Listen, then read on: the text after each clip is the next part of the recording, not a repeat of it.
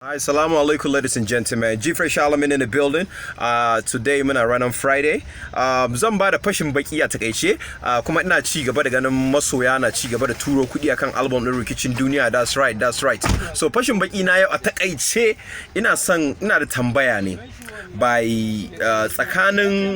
tsakanin leketoci da mawaka da 'yan sanda da duk wasu masu aikin ɗamara, irin suwaye suka fi mu'amala da mata tsakanin mawaka da 'yan fim da leketoci da 'yan sanda da sojoji.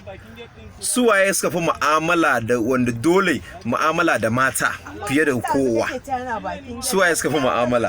So shine tambaya ta a yau, saboda su sojoji da 'yan sanda ana postin ɗinsu gari kun gane yayi.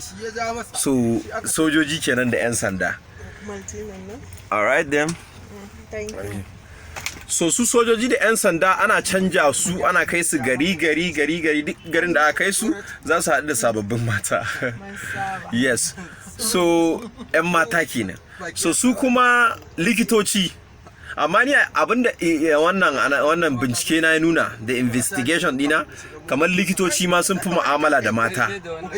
Su mawaka da 'yan fim mu'amalarsu da mata a buɗe yake ne, ka gane shi sa kaman kowa yake ganin kamar mawaka da 'yan fim su suka fi amfani, su suka fi mu'amala da mata. Amma ni dai a analysis dina na ga gaskiya leketoci sun fi yawan amfani da mata da yawa. Yes. Ko kuma ya kuke gani? Yes, shawara nake da ku fans dina. So ina ci gaba da ganin ku fans, duk abin da kuke abin nan ina ci gaba da abin nan. Yeah, godiya muke yi sosai. So guys, wannan tambaya ta guda uku ce. Yauwa, 'yan sanda, sojoji